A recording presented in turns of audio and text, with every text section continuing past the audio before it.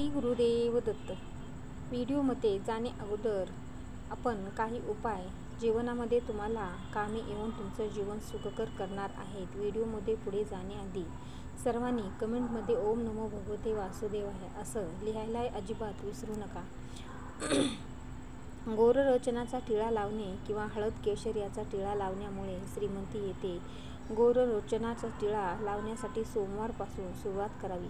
छोटीशी वाटी घेऊन त्यात थोडी हळद कुंकू घेऊन त्यात अल्पसे सोने ठेवावे. रोज सकाळी उठल्यानंतर जी नाडी चालू असते त्या हाताने कुंकू वाहून त्यानंतर श्वास ओढून पूर्णांगाचा हाताने अंगठा व अनामिकेच्या साहाय्याने आपणास त्या दिवशी हवी असलेली रक्कम मिळवावी अशी प्रार्थना करावी. नंतर सोने उचलून कपाळी लावावे. हवी असलेली रक्कम मागावी. 22व्या दिशेला राधाकृष्ण लक्ष्मीचा फोटो लावावा. घरातील सर्व देवांना हळकुंडाची माळ घालणे. रोख रक्कम हातात पडली की ती घरी आणून देवापुढे ठेवावी. कुठल्याही परिस्थितीत त्यातील 1 रुपयाही खर्च करू नये. दुसऱ्या दिवसापासून खर्च करायला सुरुवात करावी.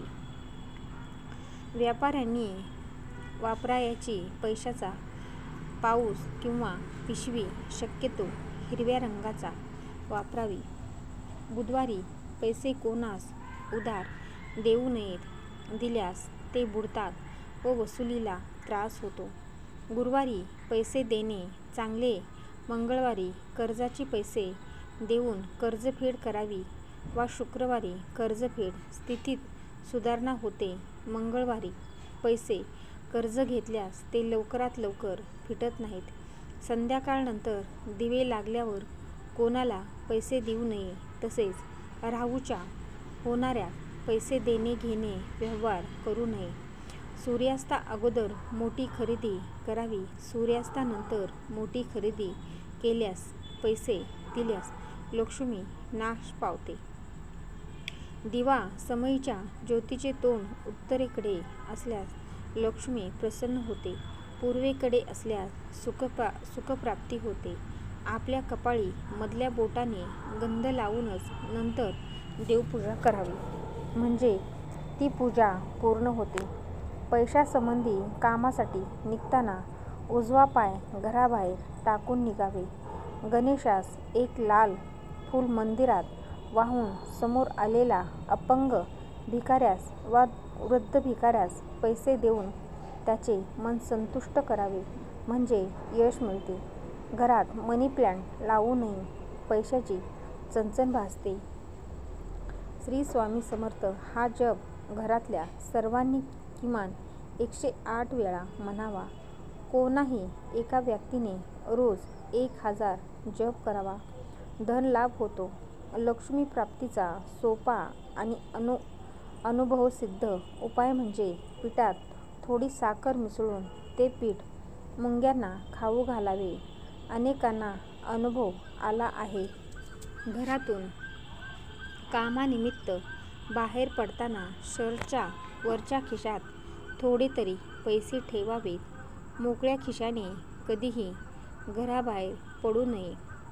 पैसा पैशाकडे जातो हे शाश्वत सत्य आहे. घरच्या व दुकानाच्या दरवाजाला पायाने स्पर्श करू नये. रोज सकाळी पूजा झाल्यावर घरात शंख न विसरता फुंकावा.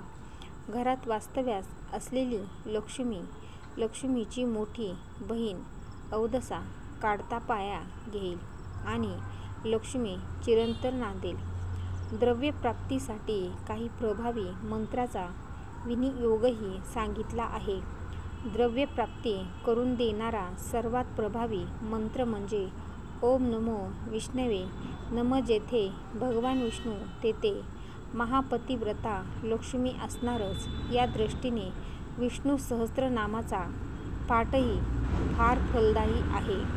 जो मळकट कपडे घालतो, दात स्वच्छ घासत नाही, जास्त जेवतो, कठोर बोलतो आणि सूर्योदय अथवा सूर्यास्तासमयी झोपतो तो साक्षात विष्णू असला तरी लक्ष्मी त्याला सोडून निघून जाते. जी व्यक्ती दररोज सूर्यनारायणाला किंवा गणपतीला नमस्कार करते तिला आयुष्य, आरोग्य, ऐश्वर्य व तेजाची प्राप्ती होते. रुद्राक्ष धारण करण्यासाठी वय, धर्म, जात, लिंग, देश इत्यादी नाही. रुद्राक्षाचे पवित्र नेहमी राखायचे असते. त्यामुळे रुद्राक्षाची माळ झोपताना अथवा शरीर संबंध ठेवताना वापरू नये. रुद्राक्षाची माळ घालून मृताजवळ जाऊ नये. कोणत्याही कारणाने रुद्राक्षाची माळ अशुद्ध झाली तर ती दुधाने धुवून घेऊन श्रद्धापूर्वक तिची पूजा करावी. ओम नमः शिवाय या मंत्राचा 108 एवढा जप करावा व नंतर रुद्राक्ष माळ धारण करावी. कोणाकडे आपले पैशाचे काम असल्यास खिशातून 5 लवंगा किंवा लसणीच्या सोललेल्या पाकळ्या एका पुडीत बांधून घेऊन जाव्यात. यामुळे पैशाच्या कामातील दुप्पट अडथळे नष्ट होऊन आपले काम होते, आर्थिक लाभ होते. दर गुरुवारी तुळशीला थोडे दूध घातल्याने घरात लक्ष्मीचे कायमस्वरूपी वास्तव्य राहतं. ज्ञानेश्वरी तर स्तोत्राची मंत्राची महाराणी. रात्री झोप येते नसेल तर रोज रात्री झोपायच्या आधी 12व्या अध्यायाच्या पहिल्या 16 ओव्या वाचाव्या. तर हे होते काही असे सोपे उपाय जे तुमच्या जीवनामध्ये तुम्हाला खूप उपयोगी पडतील. याचा नक्की वापर करा आणि तुम्हाला काय फरक जाणवतो ते आम्हाला कमेंट करून नक्की कळवा. श्री गुरुदेव दत्त.